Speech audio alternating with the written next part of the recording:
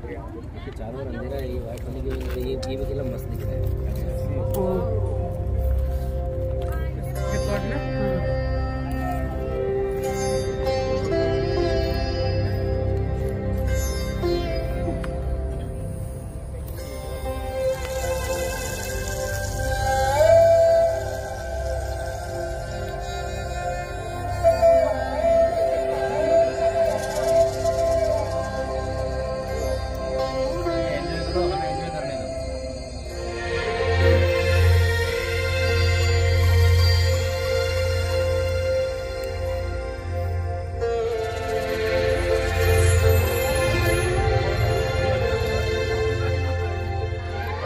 पहले खाती थी दाल चावल, अब डिमसम है इन।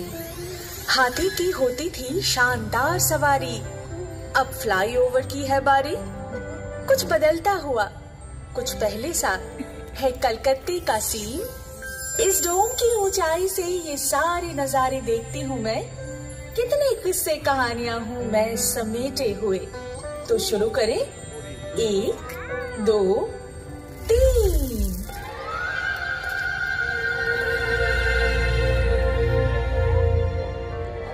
कभी बनता था पटचित्र मेरा, अब बनता है मीम। उम्र है मेरी 300-400 साल और हजारों है थीम। लड़की तो भली है ही ये, मगर ना जाने क्या क्या भूल जाए। तभी खुद आ गया मैं बनाने एक बेहतरीन टीम।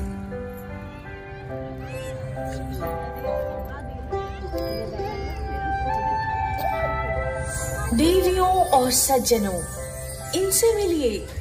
आप लोग जहाँ बैठे हैं, किसी समय ये यहाँ घूमा करते थे। जुरासिक पार्क से पार्क स्ट्रीट का सफर तो बहुत लंबा है। अगर वहां से शुरू करोगी तो मोबाइल फोन तक पहुंचते पहुंचते 52 एपिसोड का सीरियल बन जाएगा। क्यों ना हम ब्लैक एंड व्हाइट के जमाने से शुरू करें? तो फिर मैं वहां से शुरू करूं? 16 जनवरी 1941 की रात एक गाड़ी 38/2 एल्गिन रोड से तेजी से निकलती है और सीधा घुस जाती है बंगालियों के दिल और आत्मा में।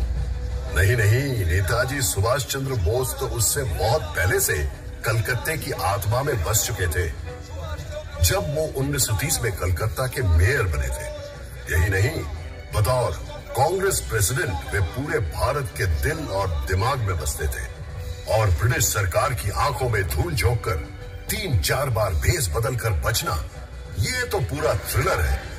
नेताजी के बाद ऐसा अमर सुपर हीरो कलकत्ते को फिर कभी नहीं मिला।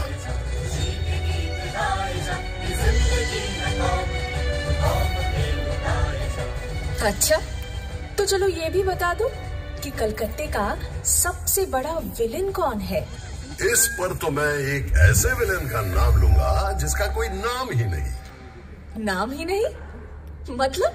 1989 में लगातार 6 महीनों तक एक अनजान व्यक्ति रात के अंधेरे में सड़क पर सोते हुए 13 बेघर लोगों का पत्थर से खून करता है।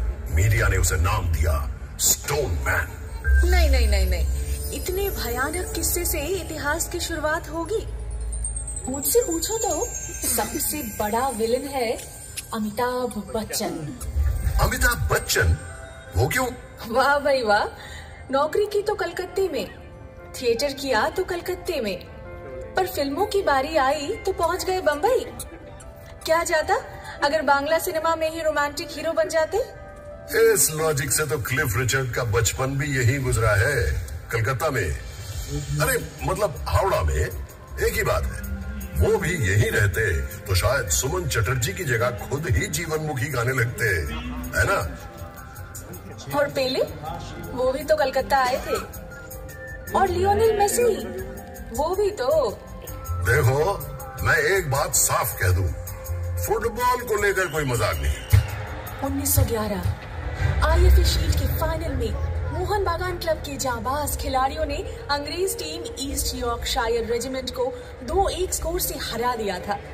जरा सोचो तो, अंग्रेजों के राज में पराधीन देश अंग्रेज टीम को ही हरा देता है, और एक ऐसा दल जिसमें सभी भारतीय हैं। कलकत्ते के इतिहास में जगमगा रहा है ये दिन। वाकई, पर उसी साल ही तो भारत की राजधानी कलकत्ता से बदलकर दिल्ली कर दिया गया था। उससे पहले 139 सालों तक मैं ही तो राजधानी था, ब्रिटिश भारत का मोस्ट इंपॉर्टेंट शहर। ओहो, तो इसमें दुखी होने की क्या बात है? उन दिनों कलकत्ते में स्वाधीनता आंदोलन की एक ऐसी लहर थी जो अंग्रेजों से संभाले नहीं संभल रही थी। तभी उन्होंने 1905 में तय किया कि बंगाल को 2 भागों में बांट दिया जाए। लॉर्ड कर्जन ने एक चिट्ठी में लिखा था, कलकत्ता षड्यंत्र का एक महाकेंद्र बन गया है, इसे इस सिंहासन से हटाना ही पड़ेगा। अरे याद नहीं, सुरेंद्रनाथ बैनर्जी के नेतृत्व में राष्ट्रवादी इंडियन एसोसिएशन यहीं पर तो बनी थी।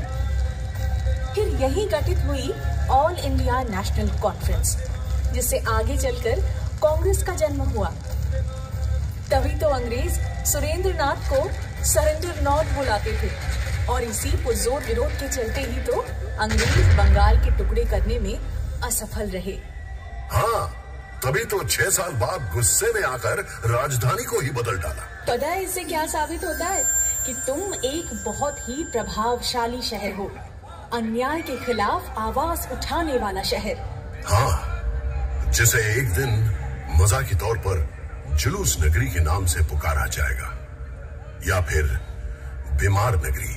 अरे जाने दो, तुम्हें तो लोग सिटी ऑफ जॉय के नाम से भी पुकारते हैं। और ये भी तो सच है कि ब्रिटिश काल में तुम ब्रिटिश साम्राज्य के दूसरे खास शहर के रूप में जाने जाते थे। मतलब लंदन के बाद तुम्हारा ही नाम आता था।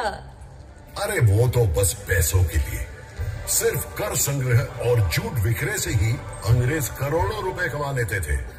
क्या मुसीबत है? अगर कलकत्ते की निंदा करूं तो तुम चिढ़ जाते हो, और तारीफ करूं तो खुद ही निंदा करने लगते हो। मतलब बस बहस करनी है ना? बहस करना तो मेरे खून में है। जानते हो भारत में पहला सेंसरशिप कानून क्यों बनाया गया था? क्यों?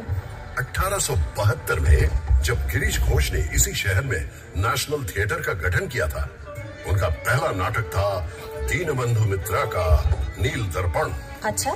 3 साल बाद ये नाटक पूरे भारत में टूर कर रहा था। उसी दौरान एक दिन लखनऊ में ये नाटक चल रहा था, तो जिस सीन में भारतीय किसान आकर अत्याचारी नीलकर साहब को मारता है, उसे देखकर दर्शकों के बीच बैठे हुए ब्रिटिश सेना ने स्टेज पर चढ़कर सब तोड़-फोड़ करनी शुरू कर दी। क्या बात करते हो? अगले ही साल जब प्रिंस ऑफ वेल्स ने कलकत्ता का दौरा किया, तो समूह ने तुरंत उनके स्वागत समारोह को लेकर एक व्यंग्य नाटक का मंचन किया। क्या बात। उसके बाद अत्याचारी पुलिस कमिश्नर को लेकर भी एक और नाटक। फिर क्या था, तुरंत लागू हुआ ड्रामेटिक परफॉर्मेंस एक्ट, सेंसर की तलवार। जिसमें सेंस ज्यादा हो उसके पीछे सेंसर तो पड़ेगा ही। वहीं दूसरी तरफ जेम्स हिकी को देखो। 1870 में जब उन्होंने यहाँ से भारत का पहला समाचार पत्र द बंगाल गैजेट प्रकाशित किया, तब वे लेडी हेस्टिंग्स की गतिविधियों की आलोचना भरे लेख छापने से भी नहीं चुके। ठीक उसी तरह जैसे तुम्हारे आजकल की लिटिल मैगजीन सिस्टम का दोषारोपण करती रहती है। पूरा दिन विरोध, गुस्सा, अथॉरिटी पर व्यंग, यही सब यहाँ के लोगों के पेट में उबलता रहता है। तभी तो कलकत्ता वालों का लिवर जो है ना, इतना कमजोर है। अजी, ना तो हमारे लिवर में कुछ खराबी है और ना ही हमारे कैंटिलीवर में। हावड़ा ब्रिज एक कैंटिलीवर ब्रिज है ना?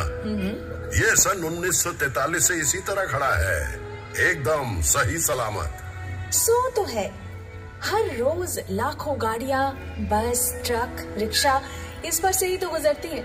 फिर भी ये टस से मस नहीं हुआ। और सबसे हैरान करने वाली बात ये है कि इस पूरे ब्रिज में एक भी स्क्रू यानी पेंच नहीं है। इसीलिए तो जिन लोगों के दिमाग का स्क्रू ढीला है, वे अक्सर हावड़ा ब्रिज के ऊपर चढ़ जाते हैं। लेकिन वहाँ से क्या नजारा मिलता होगा, इमेजिन कर सकती हो? मैं इमेजिन नहीं कर सकती। लगभग 100 सालों से विक्टोरिया मेमोरियल की चोटी पर अपने पंख फैलाए खड़ी हूँ मैं। क्या आपको कोई अंदाजा है कि मैं यहाँ से क्या क्या देख सकती हूँ? मैंने प्रेम में डूबी जोड़ियाँ, उनकी नोकझोंक, सब देखे हैं। निकम्मे लोगों की भीड़ भी, और अकेडमी ऑफ फाइन आर्ट्स की एक्सपेरिमेंटल पेंटिंग्स भी। एक तरफ रेस कोर्स की घुड़सवारी की दौड़ में बेशुमार पैसे लुटाना और दूसरी तरफ क्लबों में कोट पैंट पहने कलकतिया बाबुओं का अंग्रेजीपन। व्यूज और न्यूज तुम मुझे सिखाओगे, मैं तो तुम्हारी नस नस से वाकिफ हूँ। सिर्फ वाकिफ ही नहीं, तुम पर मेरी संगत का असर भी दिखता है। कभी तो हवा के झोंके से तुम तेजी से गोल गोल घूमने लगती हो, तो कभी गठिया के दर्द से तुम घूमना ही भूल जाती हो। और ये इमारत जिस पर तुम्हें इतना गर्व है, कभी तो इसे ताजमहल की नकल कहा जाता था। क्या बात करते? अरे हाँ, क्या इसे गाय के गोबर से काला नहीं किया गया था ताकि जापानी उस पर बमबारी न कर सके?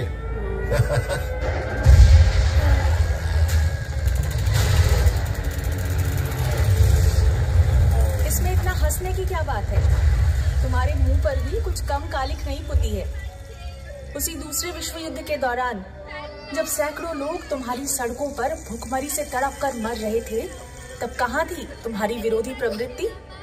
जब कलकत्ता वासी सड़कों पर उन मरते हुए लोगों को लांघ कर ऑफिस जाते थे, मौज मस्ती करते थे, इन भूख से बिलखते लोगों की आह को दबाने के लिए अपने घरों के दरवाजे बंद कर ग्रामोफोन पर गाने सुनते थे, तब कहाँ था तुम्हारा विरोध?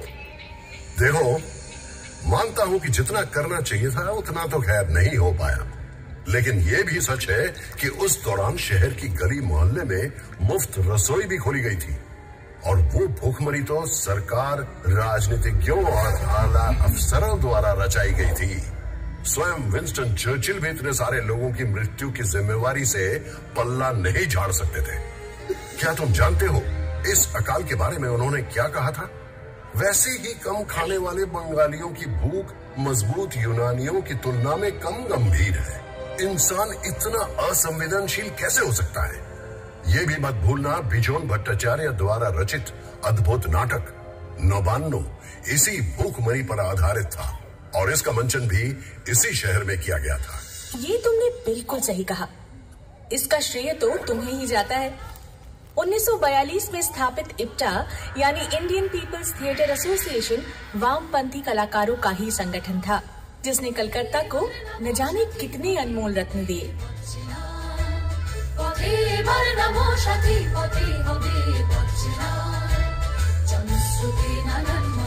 और सिर्फ नौबान्नो ही क्यों, यहाँ से तो कई यादगार गाने, नाटक और फिल्मों का जन्म हुआ। इसी इप्टा ने ही तो कई जगमगाते हीरे दिए हमें।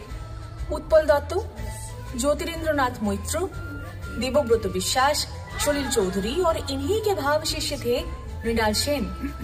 ये दौर कितना प्रेरणादायक था ना।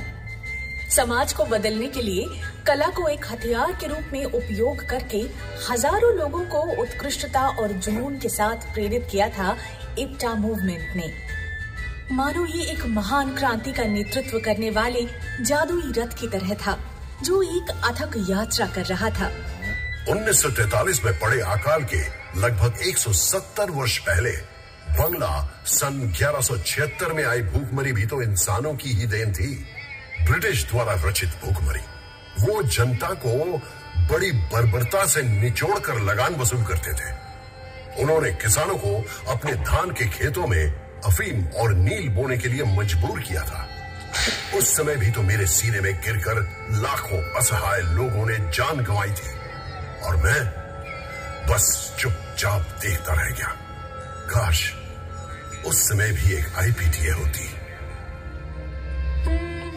तुम्हारा इतिहास जागते रहने का इतिहास है, लेकिन सोते रहने का भी। अच्छा ये बताओ, 19वीं सदी में जब बंगाली बाबू लोग अपनी पालतू बिल्लियों की शादी में बेशुमार धन बर्बाद कर रहे थे या गुलाब जल में स्नान कर रहे थे, तब तुम किस हालत में थे जनाब? आधी नींद में या ऊँघते हुए? आमारे फ्रॉड कोरे प्राण कृष्ण कोथाय गेली, आमारे फ्रॉड कोरे प्राण कृष्ण कोथाय गेली। I am for you, very sorry, I am for you, very sorry Amar. तब मुझे बड़ा मजा आता था। पूरे बदन पर तेल मलकर 4 घोड़ों वाली गाड़ी पर सवार होकर नदी में स्नान करने के लिए निकलने का एक अलग ही ग्लैमर होता है। ये तो मानती हो ना? और जरा सोचो, अगर बाबुओं की वो शोशेबाजी ना रहती तो तवायफों का नाच देखने का भी चलन नहीं रहता।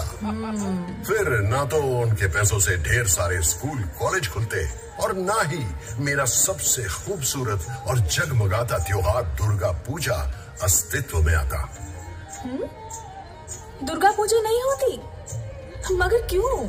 अरे शोभा बाजार के बाबू नवकृष्ण देव ने ही तो मदरसे बनाने के लिए ढेर सारे रुपए दिए थे, सड़कें बनवाई थी और पूरे देश भर से गायकों संगीतकारों को बुलवाकर बड़े बड़े संगीत सम्मेलन करवाते थे। और उन्होंने न केवल पलासी की लड़ाई में सिराजुद्दौला के खिलाफ साजिश में भाग लिया, बल्कि अंग्रेजों की जीत की खुशी में एक शानदार दुर्गा पूजा का भी आयोजन किया था। अच्छा? उसी के चलते ही तो हमारे कैलेंडर में दुर्गा पूजा को इतना महत्वपूर्ण स्थान मिला। क्या बात करते हो? दुर्गा पूजा की शुरुआत उसी व्यक्ति ने की जिसने बंगाल को अंग्रेजों के हाथ में सौंपने का षड्यंत्र रचा था। बिल्कुल। शायद बंगाल अंग्रेजों के हाथों कभी ना आता अगर 1756 में सिराजुद्दौला अपनी विशाल सेना लेकर मुझ पर आक्रमण न करता।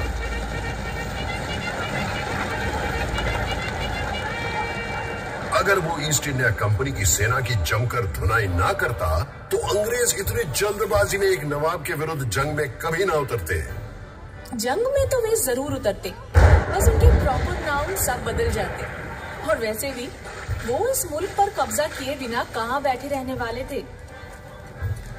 24 अगस्त 1690 को मूसलाधार बारिश के बीच कंपनी के एजेंट जॉब चार्नॉक ने जैसे ही अपनी नाव यहाँ बांधी, बस तभी से समय का पहिया घूमा और तुम्हारे इतिहास की शुरुआत हुई। यहाँ मैं तुमसे सहमत नहीं हूँ। एक नहीं, 2 पहलुओं से। चाणक्य के पहुंचने के बहुत पहले कवि कंकन मुकुंदराम ने मेरे विषय में लिखा था। उससे भी पहले 1495 में कवि विप्रदास पिपिलाई ने अपना मनसा मंगल काव्य में भी मेरा जिक्र किया था। अच्छा? सावर्ण राय चौधरी के परिवार अंग्रेजों के आने के पहले से ही कलकत्ता में जमींदार थे। भाई वाह। मेरे इतिहास की शुरुआत तो बहुत पहले से हुई थी। और ना ही तुम ये कह सकती हो कि चाणक्य के आगमन के साथ साथ चीजें भी बदतर हो गई। राम मोहन राय ने सतीदाह प्रथा बंद जरूर करवाई थी, लेकिन इतना बड़ा काम क्या वो अकेले कर सकते थे? यदि लॉर्ड बेंटिंक उनकी सहायता ना करते सो तो ठीक। क्या माइकल मधुसूदन दत्त बंगला काव्य का रुख बदल सकते अगर उन पर मिल्टन का प्रभाव न पड़ता? क्या बंकिम चंद्र बंगला में पहला उपन्यास लिख पाते अगर उन्होंने वॉल्टर स्कॉट ना पढ़ा होता? बिल्कुल सही। क्या ईश्वर चंद्र विद्यासागर विधवा विवाह का प्रचलन शुरू कर पाते यदि उन्हें अंग्रेजों का सहयोग नहीं मिलता? कि क्या अनाप शनाप बोले जा रहे हो? तुम कैसे भूल गए कि शहीद खुदीराम बोस के पार्थिव शरीर पर फूलों की वर्षा करने के लिए हजारों लोगों ने तुम्हारी सड़कों पर लाइन लगाई थी। तुम्हारे राइटर्स बिल्डिंग के अत्याचारी ब्रिटिश अफसर को गोली मारने के बाद विनय बादल दिनेश ने आत्महत्या की थी। और हाँ, तुम्हारे एक प्रसिद्ध बैरिस्टर चित्तरंजन दास, वही जिनके कपड़े पेरिस से धुलकर आते थे, उन्होंने भी तो अपने सारे यूरोपियन कपड़ों को जलाकर खादी पहनना शुरू कर दिया था। और जिस व्यक्ति को उन्होंने अलीपुर बमबारी मामले में बाइज्जत बरी करवाया था, वो कोई और नहीं बल्कि poet of patriotism Aurobindo Ghosh थे। अरे तुम तो वो शहर हो जहाँ क्रांतिकारी संगठन अनुशीलन समिति का गठन हुआ था।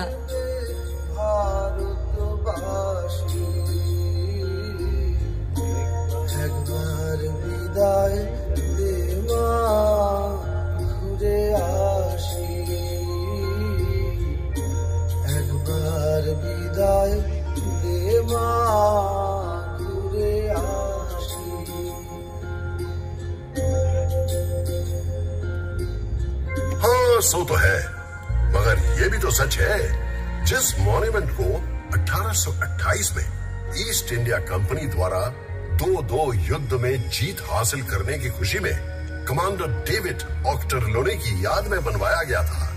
1969 में उसी का नाम बदलकर शहीद मीनार रख दिया गया, जिसे भारत के स्वाधीनता संग्राम में हुए शहीदों को समर्पित किया गया।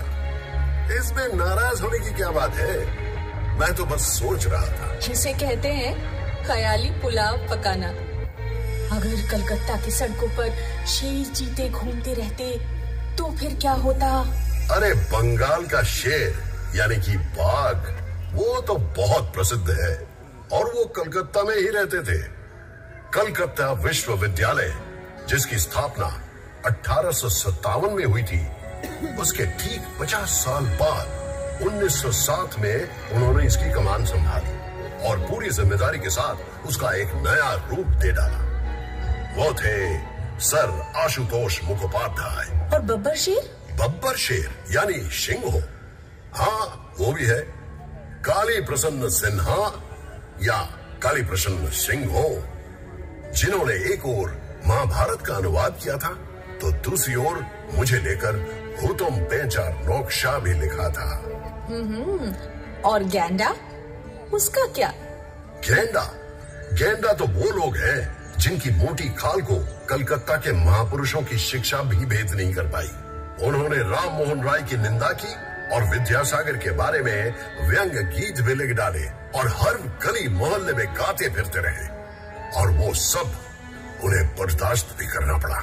वास्तव में यही बातें दर्शाती हैं कि वे सब महापुरुष अपने समय से कितने आगे थे। विवेकानंद को भी तो ये सुनना पड़ा कि वे कोई सन्यासी नहीं थे, क्योंकि उन्होंने ईसाइयों की भूमि का दौरा किया और मांस खाया, जबकि उन्होंने ही शिकागो में अपने असाधारण भाषण से भारत का नाम रोशन किया। उनके गुरु श्री रामकृष्ण को भी तो सुनना पड़ा था कि वे अनपढ़ हैं, जबकि उन्होंने अपने सहज भाव तथा धर्म ज्ञान के प्रकाश से अनगिनत ज्ञानी और विद्वानों को एकत्रित कर लिया था। ये वही महात्मा है जिन्होंने जोतो मौत तोतो पौत का प्रचार किया, यानी कि जितने दृष्टिकोण हैं उतने ही रास्ते हैं। उन्होंने न केवल सर्वधर्म समभाव की बात की, बल्कि कलकत्ता के जीवन दर्शन के बारे में भी बताया। रविंद्रनाथ टैगोर को भी कुछ कम नहीं सहना पड़ा। उन्हें तो ये भी कहा गया था कि उनकी सभी लेखनी अस्पष्ट है और उन्होंने बिल्कुल बेतुके उद्देश्यों को लेकर शांति निकेतन की स्थापना की है, परंतु उनको मिले नोबेल पुरस्कार आज भी मेरी गौरव गाथा की पहली पंक्ति है। 1911 में भारत की राजधानी के दर्जे से भले ही मुझे विस्थापित कर दिया गया, लेकिन उसके सिर्फ 2 साल बाद ही मेरे सिर पर एक ऐसा ताज पहनाया गया जिसकी चमक कभी भी कम नहीं होने वाली।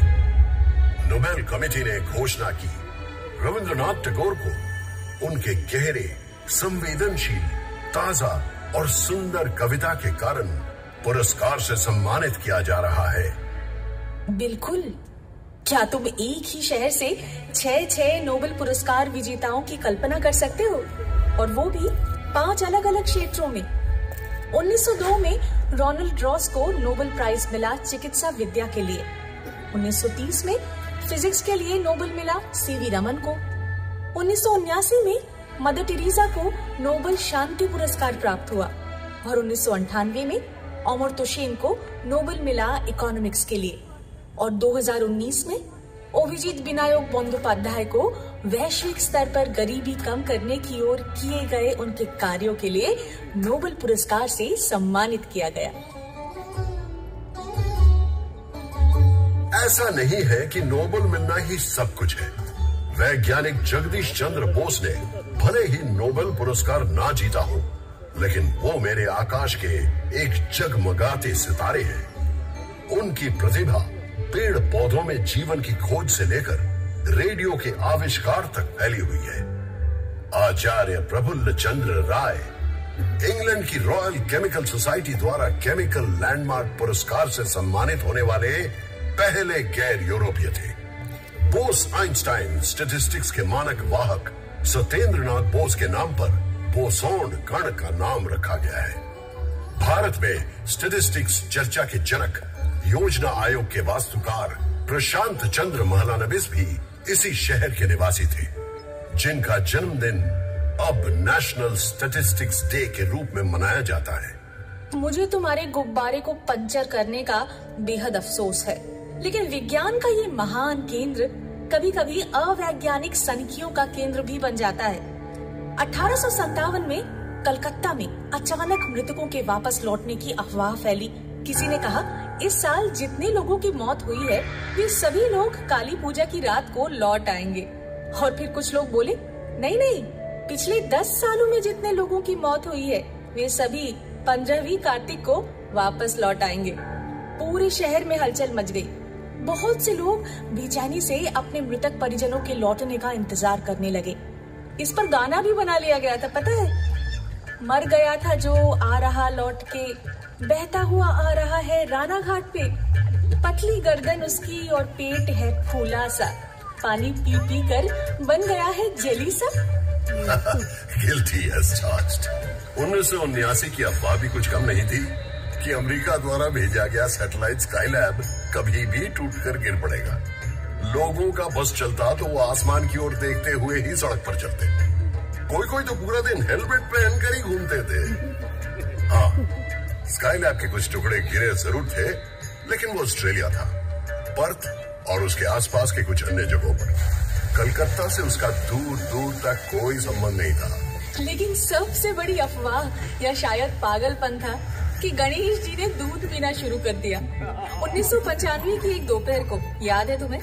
चाहे वो मंदिर के गणेश हो, कैलेंडर के गणेश हो या फिर दीवार पर टंगे गणेश हो, सभी गणेश जी ऐसे दूध पी रहे थे जैसे कि मानो उनका जीवन उसी पर निर्भर हो। सभी दूध लेकर सिर के बल भाग रहे थे कि अपने निकटतम गणेश जी को दूध पिलाया जाए। मानो अगर वे इस मिरेकल को देखने से चूक गए तो उनके पुण्य का जो कोटा है ना, वो कम हो जाएगा। इसे ही कहते हैं डिरोजियो का फैंटम पंच। तुम उसे जानती हो? तुम्हारे से काफी पहले एक 17 साल का एंग्लो इंडियन लड़का जो हिंदू कॉलेज में अंग्रेजी का शिक्षक था, जिसने अपने छात्रों से कहा तर्क करो, मान्य करो, अपने तर्क का उपयोग करो, परंपरा को चुनौती दो। और उसके लगभग सभी छात्र उन्हें शिष्य कहना बेहतर है, जो दूर दूर तक यंग बंगाल के रूप में फैल जाते हैं और जुट जाते हैं समाज को सुधारने की कोशिश में।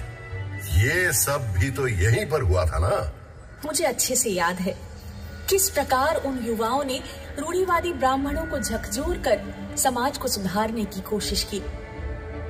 70 के दशक में एक और युवा दल ने हिंसापूर्ण नक्सल आंदोलन के माध्यम से ठीक उसी प्रकार सिस्टम पर प्रचंड प्रहार करने की कोशिश की थी। लेकिन इस बार बम और गोलियों से समाज सुधार की इस प्रक्रिया का प्रशासनिक जवाब भी बहुत जोरदार था, क्योंकि तब तक राजनैतिक परिस्थिति काफी जटिल हो चुकी थी।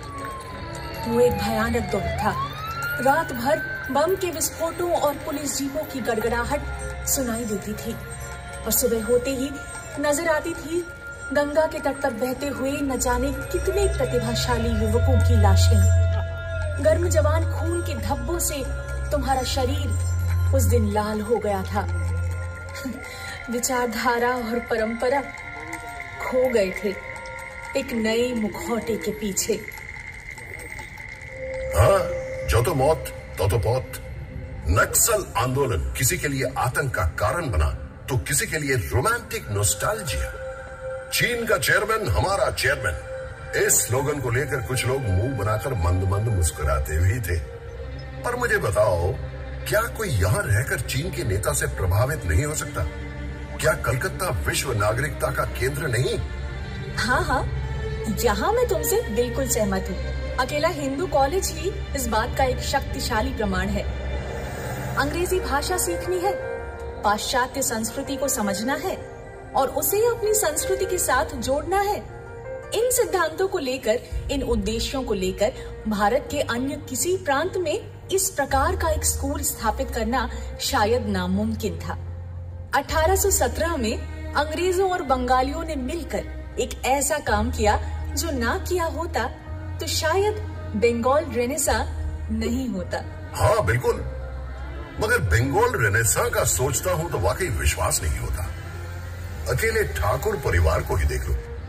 ऐसा लगता है मानो 10-10 प्रतिभाशाली व्यक्तियों के गुण उनके परिवार के एक एक सदस्य में भर दिए गए हो। द्विजेंद्र नाथ ठाकुर, जिन्होंने संस्कृत से बांग्ला में मेघदूतम का अनुवाद किया, बांग्ला में दर्शन शास्त्र पर किताबें लिखी, आशुलिपि के बांग्ला संस्करण में सुधार किया और यहां तक कि बक्से बनाने पर भी एक किताब लिख डाली।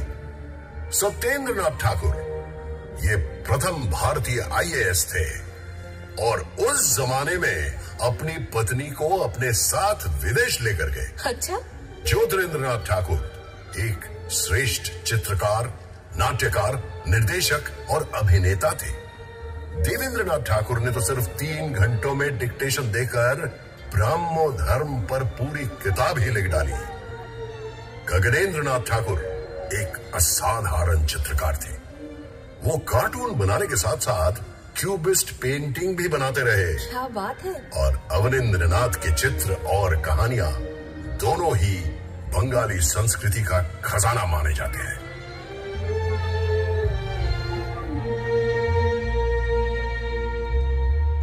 मैं तो रॉय परिवार से भी बहुत प्रभावित हूँ। उपेंद्र किशोर रॉय चौधरी एक ओर वायलिन बजा रहे थे और दूसरी ओर बांग्ला में बाल साहित्य की रूपरेखा तैयार कर रहे थे। उन्होंने बच्चों के लिए एक पत्रिका प्रकाशित की और उनके आविष्कार ने हाफ टोन प्रिंटिंग में क्रांति ला दी। उनके बेटे सुकुमार राय ने अपने हास्य छंद और गद्य से सभी को चौंका दिया। उनके नॉनसेंस क्लब की बैठकों में प्लेटो से लेकर तुर्गनेव तक सभी पर गंभीर चर्चा होती थी। मुझे तो ऐसा लगता है वे हर सुबह पूर्व और पश्चिम दुनिया की सारी बेहतरीन चीजों को एक गिलास में घोलकर पी जाते थे। सिंथेसिस करने की ये क्षमता तो हमारे अंदर हमेशा से रही है ना। 1835 में पश्चिमी चिकित्सा विज्ञान से स्थानीय लोगों को शिक्षित करने के लिए मेडिकल कॉलेज की स्थापना की गई।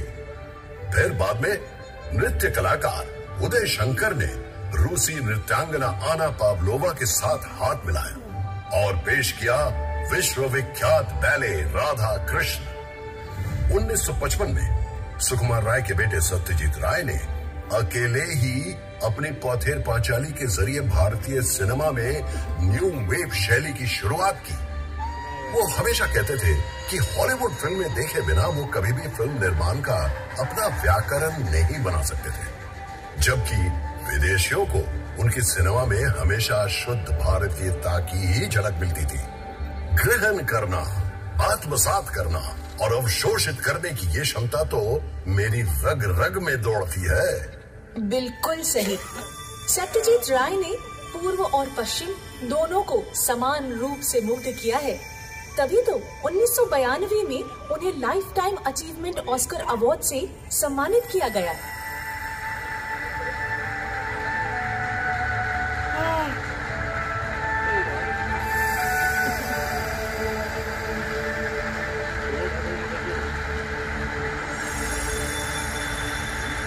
वही क्यों, उसी वर्ष की शुरुआत में सुब्रतो मित्रों को भी सिनेमाटोग्राफी में उत्कृष्टता के लिए Eastman कोडाक life time achievement award से सराहा गया था।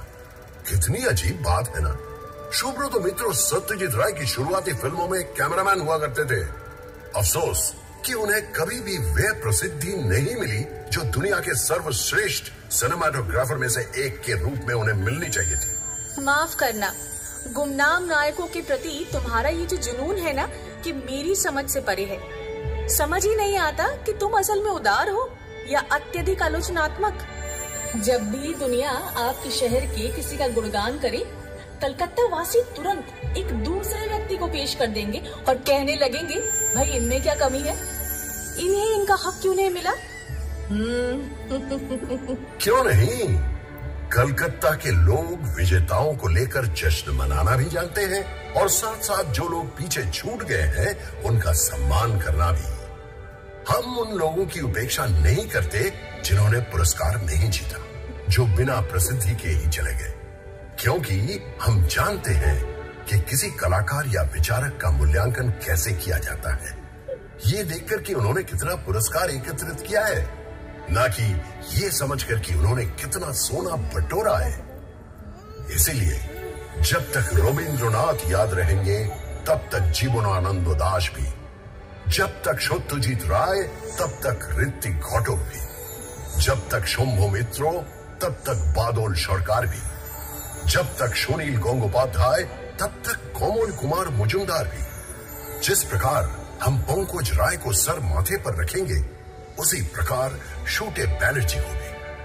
जैसे हेमंतो, मान्ना, संध्या इनको सिंहासन पर बैठाएंगे वैसे ही सुचित्रा मित्रो, कनिका बंदोपाध्याय को भी सलामी देंगे और साथ ही निर्मला मिश्रो, प्रतिमा बंदोपाध्याय को भी।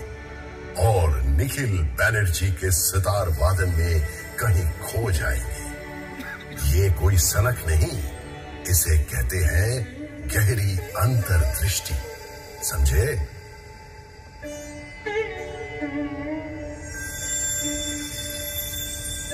समझे। लेकिन कृपया मुझे ये बताइए कि ये केवल जाने माने लोगों पर ही क्यों लागू होता है? ये सोच 1947 में विभाजन के बाद आए शरणार्थियों पर क्यों नहीं लागू हुई? वो भी तो हारे हुए थे। उनके प्रति इतना तिरस्कार क्यों, इतनी उपेक्षा क्यों? ये तो बहुत पुरानी बातें हैं और मैं इस बात से इनकार नहीं कर रहा हूं कि प्रवासियों और निवासियों यानी कि बाल और घोटी के बीच का झगड़ा कुछ कड़वा रहा है, खासकर फुटबॉल के मैदान पर और खाने की मेज पर।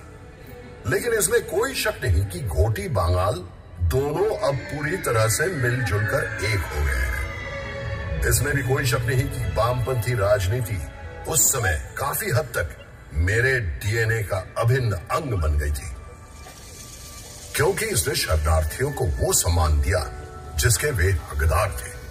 रोटी, कपड़ा और आश्रय के लिए उनके संघर्ष में उनका साथ दिया। 1971 में बांग्लादेश मुक्ति संग्राम के दौरान फिर से शरणार्थी आए, वे अब भी आते रहते हैं। कलकत्ता कभी किसी को वापस नहीं लौटाता। सो तो है ही, और साथ में उन सब को कबाब और बिरयानी भी जरूर चखाता है।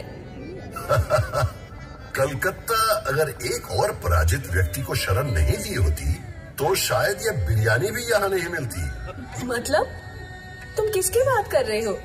वाजिद अली शाह, अवध के नवाब।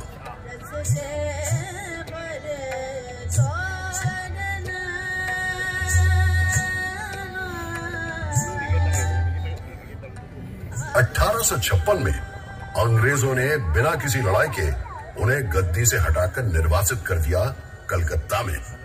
उन्होंने डेरा डाला मेटिया बुरुज में। धीरे धीरे संस्कृति में, कपड़ों में और खान पान में मेटिया बुरुज छोटा लखनऊ बन गया। इस प्रक्रिया में स्थानीय संगीत और नृत्य भी प्रभावित हुए, लेकिन उससे कई गुना ज्यादा प्रभावित हुए कलकत्ता वालों का खाने का स्वाद और खाना पकाने के बर्तन आदि। अभी कलकत्ता की सड़कों के किनारे जो कबाब और बिरयानी की दुकानें दिखाई देती हैं, उनकी जड़ें उस शर्मनाक निर्वासन के इतिहास से जुड़ी है। जीवन धन का कुछ भी व्यर्थ नहीं जाता, कलकत्ता ने सदा शान से ये माना है। लेकिन जब हम 1946 के दंगों को याद करते हैं तब ये शान शायद फीकी पड़ जाती है। वो भीषण हिंदू मुस्लिम दंगे जो करीब एक हफ्ते तक चले थे।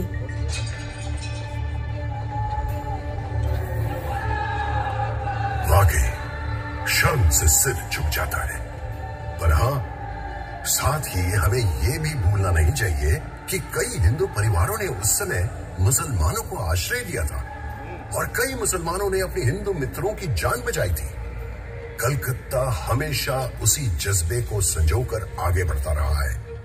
खैर वो छोड़ो, विदेशों में जब रविशंकर और अल्लाह रखा मिलकर अविश्वसनीय संगीत रचना करते हैं, जब वीरेंद्र कृष्ण भद्र का महिषासुर मर्दिनी कानों में बजने लगता है मुस्लिम कलाकारों का अलौकिक वादन के साथ, क्या तब उसी जादुई जज्बे का आभास नहीं होता?